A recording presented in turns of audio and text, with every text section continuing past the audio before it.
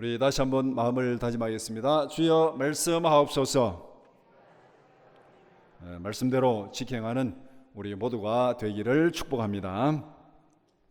여러분은 무엇을 즐거워합니까?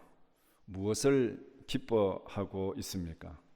여러분이 즐거워하는 것이 여러분의 인생을 결정합니다. 여러분이 기뻐하는 것이 여러분의 인생을 결정합니다. 이런 말이 있습니다. 천재는 노력하는 자를 이길 수 없고 노력하는 자는 즐기는 자를 이길 수 없다. 이런 말이 있습니다. 맞는 것 같아요. 즐거워하는 것은 막을 수가 없습니다. 아무리 바빠도 즐거워하는 것은 막을 수 없습니다. 아무리 피곤해도 즐거워하는 것은 합니다. 그렇죠? 내가 좋아하는 것, 내가 즐거워하는 것, 그것이 술이든 도박이든 인터넷 전자오락 게임이든지 내가 즐거워하는 것은 아무리 바빠도 아무리 피곤해도 합니다. 그러니까 즐거워하는 것을 막을 수는 없습니다. 제가 미국에 있을 때에도 보니까 그렇게 이 이민자들이 세탁소, 그로서리 또 그다음에 이렇게 사이딩 일하고 굉장히 피곤하다고 바쁘다고 그렇게 하면서도 금요일 되면은 고속도로를 달려서 1시간 반 내지 2시간 달려서 아틀란타 시티 도박하러 가가지고 2박 3일 거기서 철야하면서 도박하고 오는 사람들 여러 명 봤습니다. 아무리 바빠도 아무리 피곤해도 교회 나오라 그러면 막 헌금 내라고 어쩌고 저쩌고 하면서 그렇게 하던 사람들이 거기 가서 2박 3일 철야 수련하면서 몇만 불 헌금하고 와요.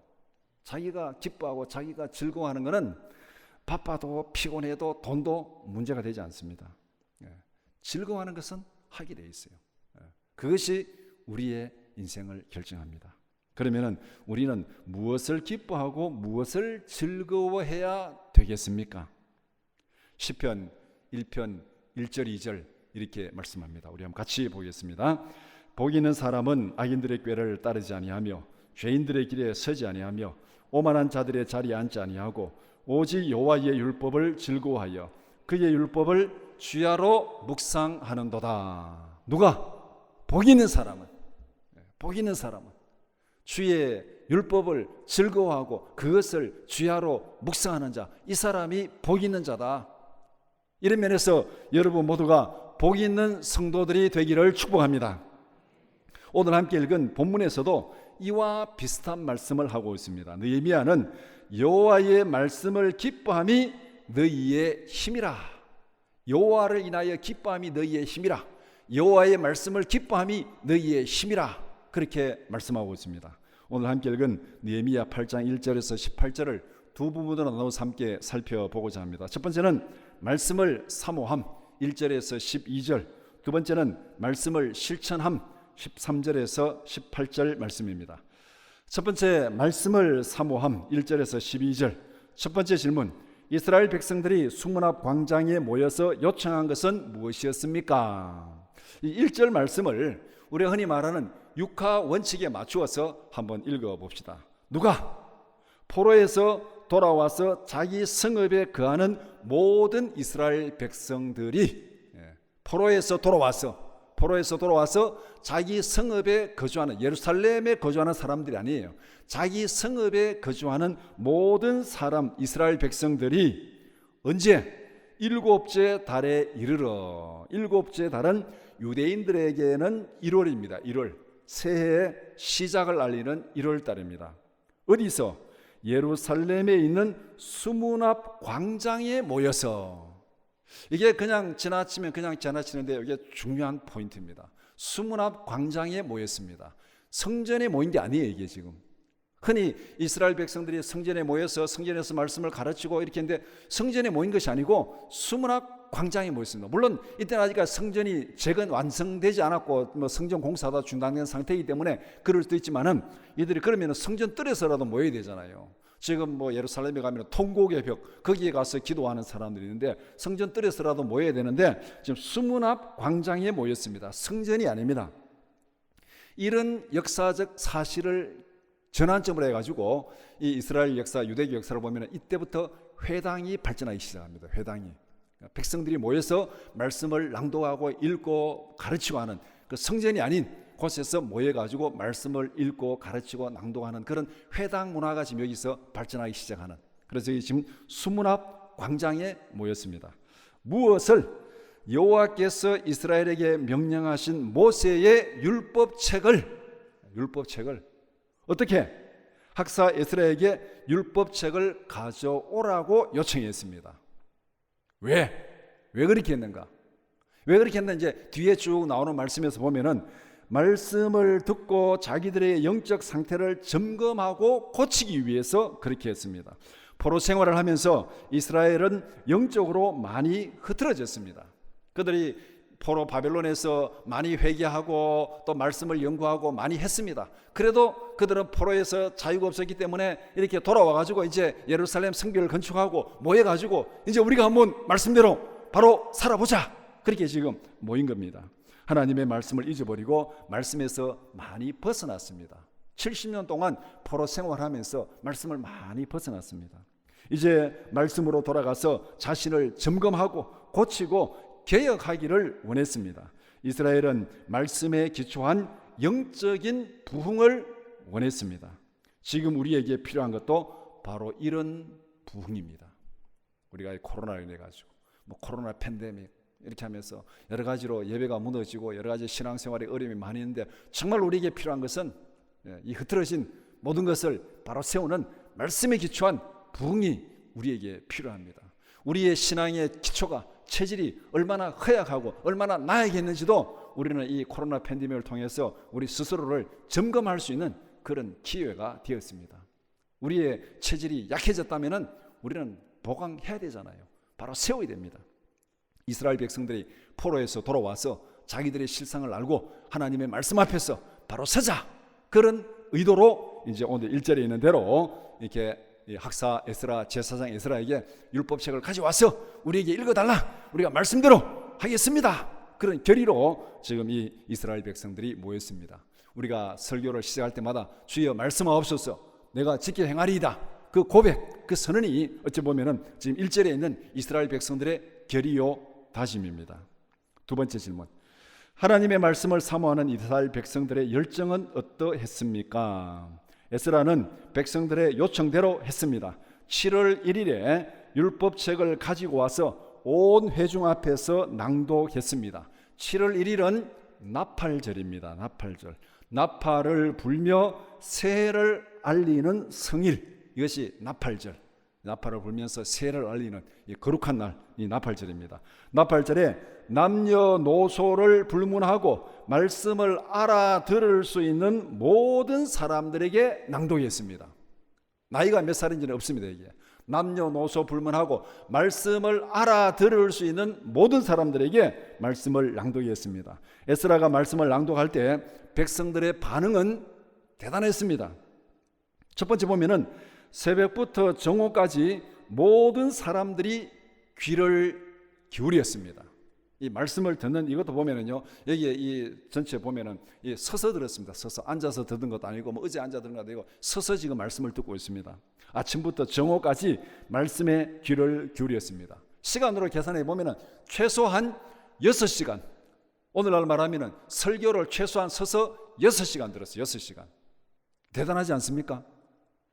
앉아서 6시간 듣는 것도, 앉아서 1시간 듣는 것도 시계 몇 번 봐야 되는데, 서서 6시간, 그것도 수문 앞 광장에서 말씀에 대한 열의가 얼마나 대단한지를 지금 보여주고 있습니다.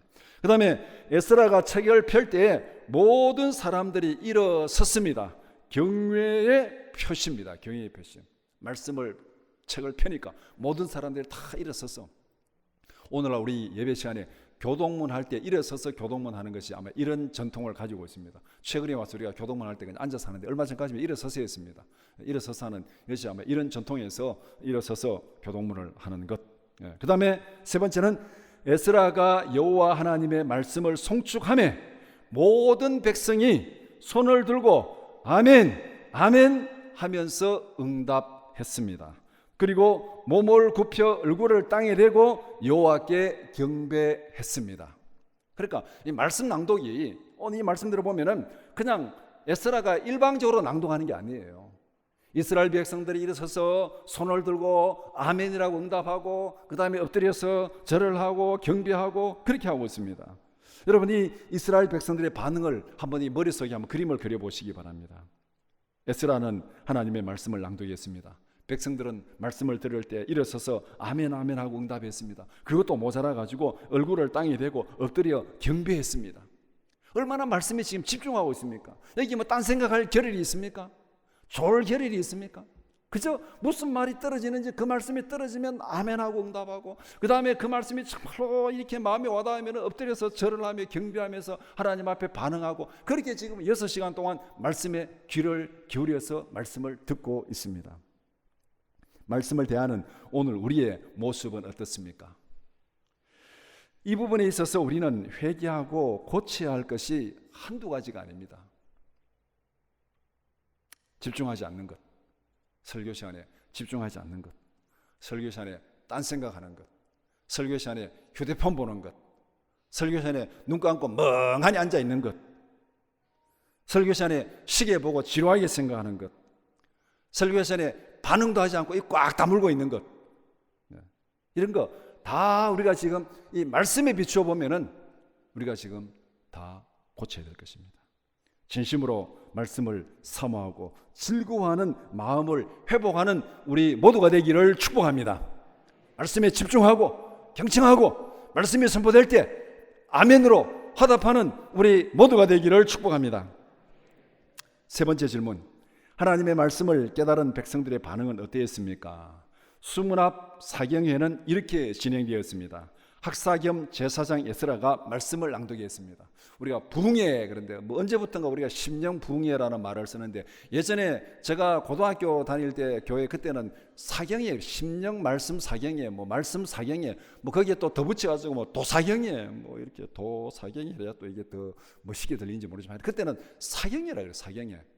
오늘 이 에스라 이 수문학 광장에서 벌어진 게 그야말로 사경입니다. 말씀을 낭독하고 말씀을 풀어 설명하고 말씀을 듣고 거기에 아멘하고 응답하고, 이게 지금 그야말로 부흥회입니다. 부흥회 사경인데 이 학사 겸 제사장 에스라가 말씀을 낭독했고 다른 제사장들과 레위 사람들이 들은 말씀을 풀어서 설명했습니다.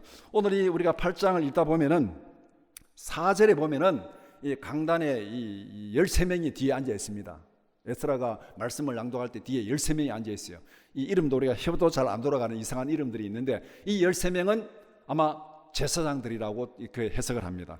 그 다음에 또 9절에 보면은 9절 아니고 그 앞에 7절에 보면은 또 이렇게 발음이 잘 안 되는 또 사람들이 등장을 합니다. 이 사람들은 레위 사람들입니다. 그래서 이 학사 에스라 제사장 에스라가 말씀을 낭독하면은 제사장들과 레위 사람들이 가서 또 모르는 사람들에게 말씀을 풀어 설명하고 또 이렇게 하는, 그러니까 낭독하고 그 다음에 또 시간을 줘가지고 또 설명할 시간 가지고 또 낭독하고 설명하고 아마 이렇게 진행된 것 같아요.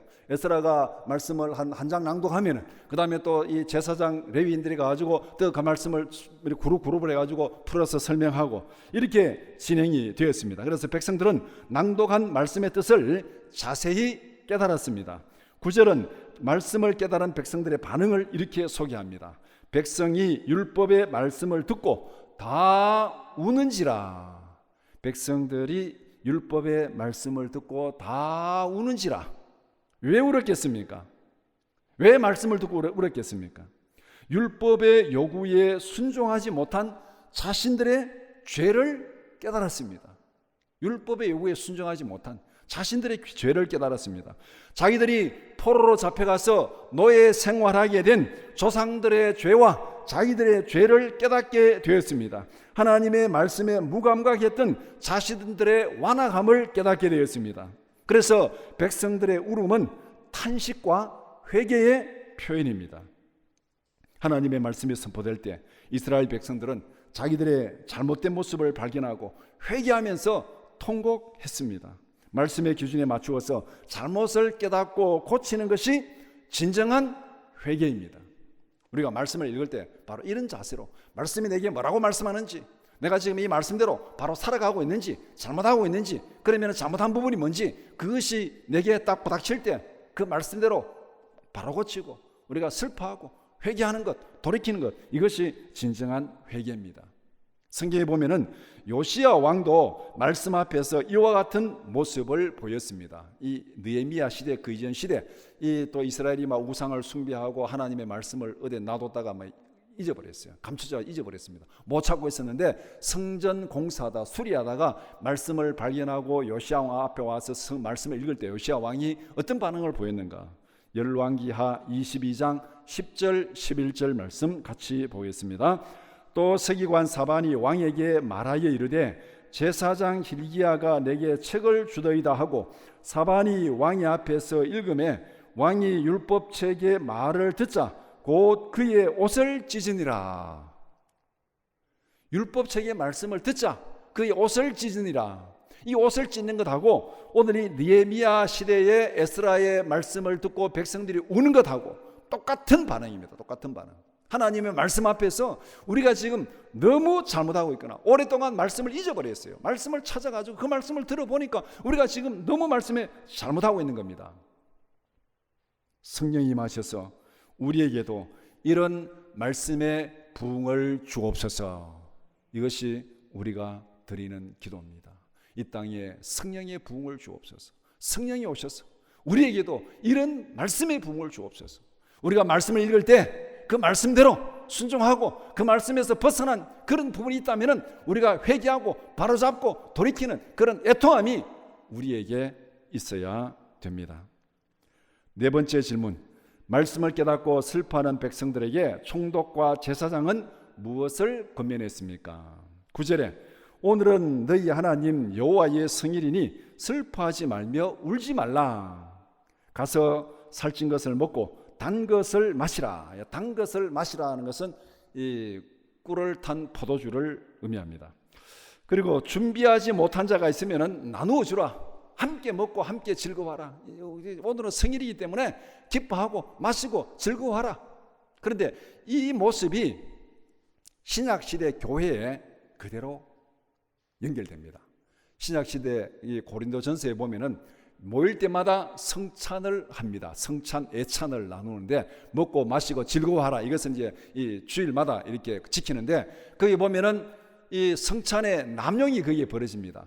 부자들은 많이 준비해가지고 배 터지도록 먹고 술에 취하도록 마셔가지고 술에 취하고 가난한 자들은 준비하지 못해가지고 와서 쫄쫄 굶고 있고 어떻게 너희들 가운데 이런 일이 있을 수 있냐? 그것이 고린도전서 그 성찬의 남용에 보면 그런 일이 나와요.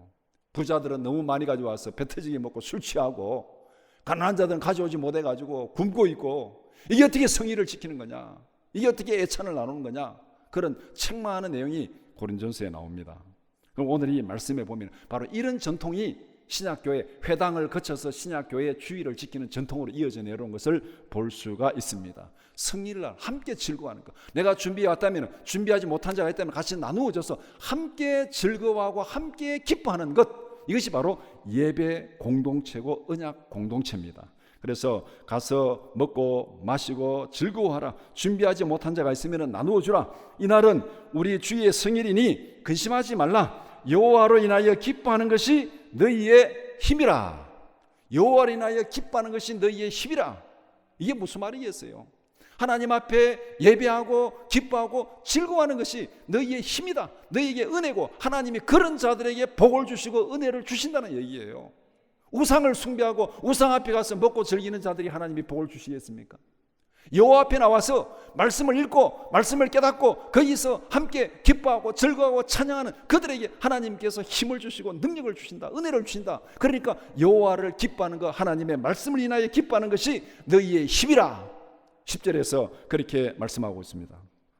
그 말씀대로 백성들은 먹고 마시고 즐거워했습니다. 하나님의 말씀을 밝히 깨닫고 함께 즐거워했습니다. 말씀의 기준에 맞추어서 회개하고 죄사함의 기쁨을 누렸습니다.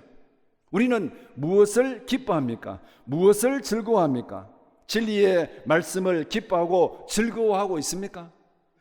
우리가 이왕 예배 시간에 나온 거 정말 하나님 앞에 진심으로 집중해서 예배 드립시다. 어차피 예배 시간에 나왔잖아요. 나왔는데 예배 시간에 와가지고 빨리 안 끝나나? 빨리 끝났습니다. 빨리 안 끝나나? 빨리 끝나면 좋겠다. 그래 봐야 5분 차입니다. 설교 길어봐야 짧아봐야 5분 차입니다. 아무리 시계 보고 해봐야 5분 빨리 끝나고 5분 늦게 끝나고 밖에 없어요. 이왕 하나님 앞에 나와서 예배 드리는 것, 우리가 정말 진심으로 하나님 앞에 예배하고 말씀을 듣고 말씀에 맞추어서 나 자신을 살피고 깨닫고 회개하고 질구할 때, 그때 하나님께서 은혜를 주시고 그때 죄사함의 기쁨을 누리게 됩니다. 이런 기쁨이 없다면은 세상의 모든 즐거움은 아침 안개와 같습니다. 구원받지 못한 세상의 기쁨, 덧없이 지나가는 아침 안개와 같습니다. 잠시 잠깐이면 지나가는 거예요. 인간은 그림자와 같습니다. 인간은 그림자와 같아요. 여호와 앞에 우리가 살아가는 그림자와 같아요. 잠시 잠깐 지나면 지나가는 것입니다. 이 땅에서도 천국의 영원한 기쁨을 누리는 우리 모두가 되기를 축복합니다. 이 땅에서도 천국의 즐거움을 미리 맛보면서 살아가는 우리 모두가 되기를 축복합니다. 이게 우리의 힘이 아니겠습니까? 천국의 기쁨을 미리 맛보면서 살아가는 것. 그래야 여러 가지 환난도 많고 어려움도 많고 여러 가지 힘든 일도 많은 여기에서 우리가 즐거워하고 기뻐할 수 있는 이유가 어디 있습니까? 하나님이 주시는 영원한 기쁨, 천국의 기쁨을 미리 맛보며 살아갈 때 우리에게 이런 은혜와 복이 있고 즐거움이 있는 것입니다. 이것이 바로 여호와를 인하여 기뻐하는 것, 여호와의 말씀을 기뻐하는 것이 너희의 힘이다. 우리가 이 고난 많은 힘든 세상을 살아가는 힘이 어디에서 옵니까? 바로 여호와를 인하여 기뻐하는 것, 하나님의 말씀을 인하여 기뻐하는 것, 말씀을 사모하고 기뻐하는 자들에게 주시는 그 은혜로, 그 힘으로, 그 능력으로 살아가는 것, 이것이 바로 우리가 세상을 살아가는 힘이고 세상을 이기는 힘이라고 그렇게 말씀합니다. 두 번째, 말씀을 실천함. 13절에서 18절 말씀. 이튿날 백성들이 학사 에스라에게 나와서 깨달은 말씀은 무엇이었습니까? 백성들은 나팔절의 기쁨과 감동이 너무 아쉬웠습니다. 하루 동안 수문학 강장에 모여서 말씀을 듣고 회개하고 기뻐하고 찬양하고 먹고 마시고 즐거워하고 하루를 정말 은혜 가운데 보냈습니다. 그러니까 그 다음날 되니까 너무 이게 아쉬운 거예요. 그래서 그 다음날 백성의 지도자들이 다시 에스라에게 모였습니다. 그게 보면은 백성의 족장들과 제사장들과 레위 사람들이 모였습니다. 하나님의 말씀을 더 알고 싶어서 에스라에게 요청을 합니다. 말씀을 더 읽어주시고 더 들려주십시오. 네, 이 에스라는 말씀에 능한 자입니다. 제사장인데 학사라 했습니다. 학사. 앞에 요시야 때는 서기관이라고 했는데 서기관 사반 읽었다는데 이 서기관 말씀을 집중적으로 연구한 학자고 에스라를 특별히 학사라 그랬어요. 이 바벨론 포로 생활하면서도 아마 거기에서 말씀을 깊이 연구해서 학사 에스라, 제사장 에스라. 그러니까 제사장과 레위 사람들이 에스라 앞에 나와서 말씀을 더 읽어주고 더 들려주십시오. 우리가 말씀을 더 알기를 원합니다. 그래서 그 다음날 다시 나온 거예요. 말씀을 듣는 중에 초막절에 대해서 알게 되었습니다. 말씀을 쭉 읽는 가운데 지금 7월 1일 날 나팔절을 지켰습니다. 그 다음 7월 2일 날 말씀을 들으러 나왔는데 보니까 7월 달에 이렇게 초막절을 지킨다는 그 말씀이 나와 있습니다. 유대인들은 7월이 굉장히 특별한 날입니다. 한 해를 시작하는 첫 번째 달입니다. 1월입니다. 1월. 그런데 오늘 우리가 태양열로 말하면 10월 달. 지금 이 계절입니다. 이 계절. 7월, 10월 달. 추수를 마무리하는 계절이고 특별한 절기를 지키는 달입니다. 추수를 마무리했으니까 우리로 말하면 옛날에 농경시대 농한기죠. 농한기니까 여유가 좀 있는 그런 바쁘지 않는 달입니다. 그래서 이 7월 달에는 절기가 많아요. 그래서 새해 첫날 7월 1일이 새해 첫날 나팔을 불면서 이 첫날을 알리는 나팔절로 지키고, 그 다음에 7월 10일은 대속죄일입니다. 제사장이 1년에 한 번 백성들의 죄를 위해서 지성소에 들어가는 대속죄일, 이것이 7월 10일입니다. 유대교회에서는 이것이 최대 명절입니다. 대속죄일. 지금도 유대인들은 이 명절을 지킵니다. 욤키퍼. 미국에 있을 때 유대인들이 주위에 많이 있었는데 욤키퍼를 지키고 그들은 금식하며 이 날을 지킵니다. 최대의 명절, 금식하면서 지키고, 이 유대인들이 세금을 많이 내고 학교 기부금을 많이 내기 때문에 학교도 다 쉽니다. 이때는. 왜냐하면 학교에 투표권이 있는, 교육구청에 투표권이 있는 사람들, 돈 많이 내는 사람들 투표권이 있잖아요. 유대인들의 힘이 굉장합니다. 그래서 돈을 많이 내니까 이날 쉬는 거예요. 그냥 학교도 다 쉬면서 이 욤키퍼 대속죄일을 지금도 그들은 금식하면서 지킵니다. 그날이 7월 10일입니다. 그 다음에 7월 15일부터 한 주간 동안 초막절을 지킵니다. 초막절. 이 초막절을 초막에 거한돼 가지고 장막절이라는 말로도 성경에 나오고, 그 다음에 추수를 다 마치고 저장하고 나서 지키는 절기를 해가지고 수장절이라는 말로도 나옵니다. 성경의 절기가, 같은 절기가 여러 이름으로 나와서 우리가 많이 헷갈립니다. 초막절, 장막절, 수장절 똑같은 절기입니다. 초막절을 지키는 이유는 두 가지입니다. 첫 번째는 출애굽 후에 광야에서 베푸신 하나님의 은혜를 기억하고 기념하는 것. 광야에서 그들은 장막 생활하면서 40년 동안 광야 생활을 지나왔습니다. 하나님께서 우리를 광야에서 이렇게 먹이시고 살리시고 입히시고 인도하셨다. 출애굽 구원이 6월절이라면은 초막절은 광야 40년의 그 은혜를 기억하고 기념하는 절기가 초막절입니다. 그리고 두 번째는 추수를 마치고 감사와 기쁨으로 하나님의 은혜를 기념하고 지키는 절기, 이것이 초막절입니다. 그래서 추수를 다 마치고 이제 들판에 나가서 아니면 어디 가서 초막을 짓고 이렇게 일주일 동안 거기에 거하면서 하나님의 은혜를 기억하는, 그래서 이 날을 수장절이라 그렇게도 말하고 있습니다. 이스라엘은 은혜를 망각하고 있는 자기들의 실상을 발견했습니다. 지금까지 포로 생활하면서 초막절 지키지도 않았고 초막절 있는지도 몰랐어요. 그런데 에스라의 말씀을 듣다 보니까 7월에는 초막절을 지키라, 이 말씀이 딱 나온 거예요. 광야의 구원도 잊어버렸고 기념하지 않았습니다. 그들이 초막절을 잊어버리고 지키지 않았다는 것은 광야의 구원도 잊어버리고 기념하지 않았고 추수의 은혜도 감사하지 않았고 배은망덕한 자신들의 모습을 발견했습니다. 여기서 중요한 것은 그들이 초막절을 알게 된 것이 중요한 것이 아닙니다. 하나님 앞에서 말씀대로 은혜에 감사하지도 못했고 은혜를 기억하지도 못했고 은혜를 기념하지도 못했고, 하나님이 이렇게 은혜를 베풀어 주셨는데, 광야에서 지켜주시고 추수를 주시고 이런 은혜를 주셨는데 이 은혜에 감사하지도 못하고 이 은혜를 기억하지도 못하고 잊어버린 우리의 이 배은망덕한 이 모습을 그들은 발견한 거예요. 초막절을 듣는 순간 우리가 하나님 앞에 너무너무 잘못하고 있구나, 하나님 앞에 이 은혜를 너무너무 잊어버리고 있구나, 이런 배은망덕한 우리의 모습이 어찌할꼬, 그것이 지금 이 백성들이 이튿날 깨달은 거예요. 두 번째 질문, 백성들은 깨달은 말씀을 어떻게 실천하였습니까? 회개하고 죄사함의 은혜를 누린 백성들은 깨달은 말씀을 즉각적으로 실천했습니다. 말씀대로 초막절을 지켰습니다. 7월 2일 날 이 사실을 깨달았으니까 7월 15일부터 준비할 시간도 충분히 있잖아. 열흘 넘게 시간이 있으니까. 그러면은 우리가 당장 초막절을 지키자, 이 말씀대로 초막절을 지키자. 그래서 포로에서 돌아온 모든 회중이 초막을 짓고 거기 거했습니다. 에스라는 날마다 말씀을 낭독하고 마지막 날에 성회로 모였습니다. 앞에 나팔절 하루를 지켰는데 이제는 이 말씀대로 초막절을 8일 동안 지키는 거예요. 8일 동안. 8일 동안 매일매일 에스라가 말씀을 낭독하고 백성들이 듣고 마지막에는 성회로 모이는 이런 초막절을 지킨 겁니다. 그러니까 앞에 있는 그 나팔절을 8배 지킨 것이 초막절입니다. 초막절은 광야의 구원을 기억하고 감사하는 절기입니다. 이스라엘의 제2의 출애굽의 은혜를 지금 누리고 있습니다. 바로 포로에서 돌아온 것, 이게 제2의 출애굽입니다. 그러니까 오늘 이 느헤미야에서 지키는 이 초막절은 정말 의미 있는 초막절입니다. 출애굽을 기념하기 위해서 지킨 것이 초막절이라면 오늘 이 초막절은 제2의 출애굽, 바벨론 포로에서 돌아와서 지키는 제2의 출애굽, 정말 의미 있는 초막절을 지키고 있습니다. 포로에서 돌아와서 예루살렘 성벽을 재건했습니다. 추수가 끝났습니다. 하나님 앞에서 크게 즐거워하고 초막절을 지켰습니다. 여기서 핵심은 여호와의 말씀을 기뻐하는 것입니다.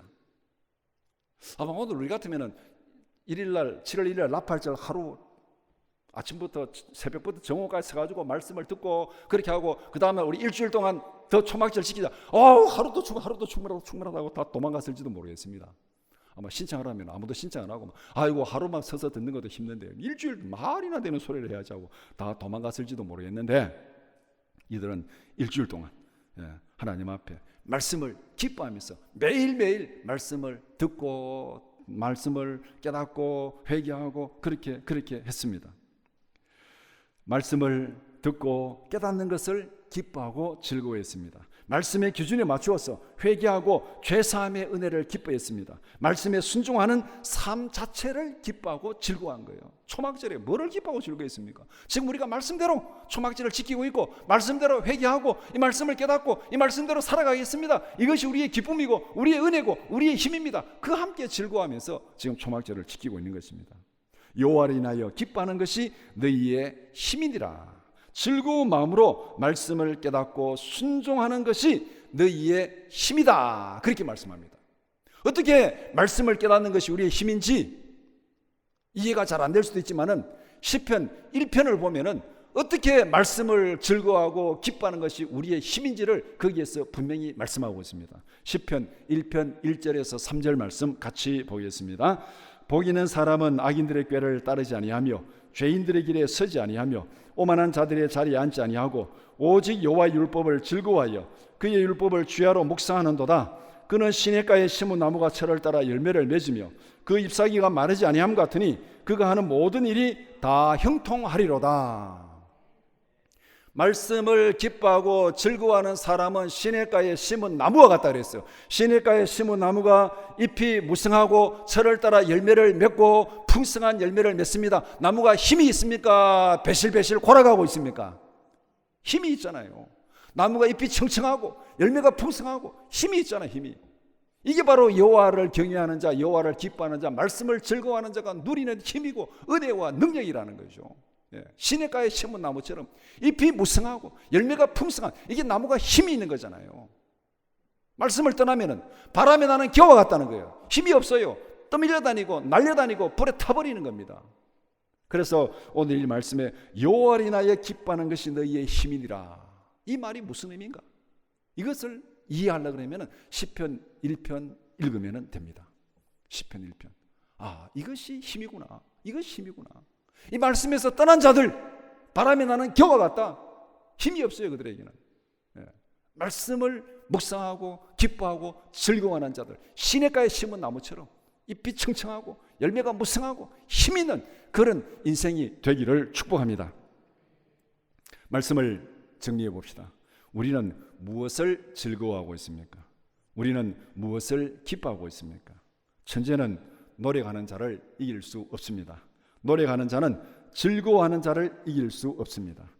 진짜 복 있는 사람은 하나님의 말씀을 즐거워하는 사람입니다.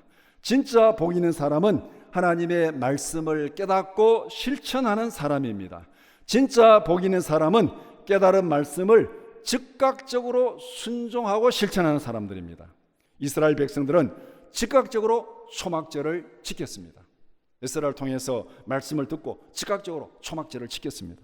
그렇다면 오늘 우리도 깨달은 말씀을 즉각적으로 실천하기를 바랍니다. 오늘 말씀에서 나부터 고치고 힘써 지켜야 할 것이 하나 있습니다. 하나님의 말씀이 선포될 때 아멘, 아멘으로 응답하시기를 원합니다. 우리가 외부 강사들 올 때마다 우리 교회에 늘 이런 지적을 받았습니다. 우리가 솔직히 저도 그런 지적을 받았고, 그래서 저도 뭐 그러려니 하고 넘어갔습니다. 우리는 우리 특성대로, 우리 생긴 대로 살아간다. 저도 그렇게 생각했습니다. 그런데 오늘 이 말씀을 묵상하면서 준비하면서 제가 성경을 쭉 훑어봤습니다. 훑어보고 말씀대로 해야 되겠다, 그런 생각을 했습니다. 내가 아멘을 즐기하지 않는 이유가 뭘까? 오늘 이 설교를 준비해서 제가 한번 제 자신을 돌아봤습니다. 내가 왜 아멘을 하지 않을까? 아멘 하는데 즐겨하지 않습니다. 첫 번째는 타고난 성량이 큰 비중을 차지합니다. 타고난 성량이. 이 경상도 사람들이 말이야. 타고난 성량이 큰 비중을 차지하고, 두 번째는 가만히 생각해 보니까 예전에 아멘을 강요하는 부흥사들에 대한 거부감이 내 안에 있더라고요. 제가 이 젊은 날에는 그래도 부흥에 열심히 참석했습니다. 열심히 다니며 부흥에 열심히 참석했었어요. 근데 막 말씀도 전하기 전에 막 아멘부터 연습시키고 막 저건 아니다, 나는 앞으로 저래 하지 말아야 되겠다 하는 그런 거부감이 사실은 내 안에 있었습니다. 그러니까 아마 이 두 가지 때문에 이 아멘에 대한 그런 열심히 적극적으로 하지 않았는데, 이제는 말씀에 순종합시다. 말씀이 그렇게 했으니까 자신의 성량을 넘어서, 자신의 경험을 넘어서 말씀에 순종합시다. 이것이 우리의 힘이요 우리의 기쁨이라고 그렇게 말씀하셨습니다.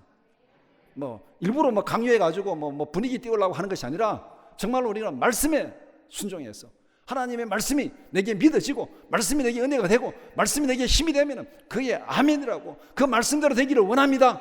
예수님도 아멘 아멘 하고 말씀을 선포하고. 그래서 성경에서 말씀이 선포될 때 아멘으로 응답하는 경우를 쭉 살펴보았습니다. 제가 성경에 아멘 검색해가지고 다 읽어봤습니다. 구절 나오는 거 어떨 때 아멘이라고 말했는지. 그래서 시편에 보면은 말씀을 선포하고 자기가 아멘하고 기도할 때 아멘하고, 그 다음에 예수님께서 아멘 아멘하고 말씀을 선포하고, 또 하여튼 자기가 개인적으로 말씀을 선포하고 확신을 가지고 아멘 아멘하는 그런 경우도 많이 있고, 그 다음에 회중이 백성들이 말씀이 선포될 때 아멘하고 응답하는 그런 경우들이 성경에 몇 군데 나오는 것을 봤습니다. 백성들이 아멘으로 응답하는 원조는 신명기 27장입니다. 모세가 백성들을 반으로 나누어서 반은 그리심산에 세우고 반은 에발산에 세워서 율법을 낭독합니다. 그래서 모세가 축복의 율법을 선포하면은 그리심산에 있는 백성들이 아멘 하고 응답합니다. 그 다음에 저주의 말씀을 선포하면은 에발산에 선 백성들이 아멘 하고 선포합니다. 이 말씀대로 순종하면은 복을 받으리라. 그리심산에서 아멘. 이 말씀대로 순종하지 않고 불순종하면은 저주를 받을지어다 하면 에발산에서 아멘 하고 선포합니다. 말씀이 선포되면은 백성들이 아멘 하고 선포하는, 반응하는 것이 신명기 27장에 나와 있습니다. 그리고 다윗 시대에 오면은 성회로 모일 때 회중이 아멘으로 응답합니다. 역대상 16장 36절 말씀 우리 같이 보겠습니다. 여호와 이스라엘의 하나님을 영원부터 영원까지 송축할지로다 하매 모든 백성이 아멘하고 여호와를 찬양하였더라.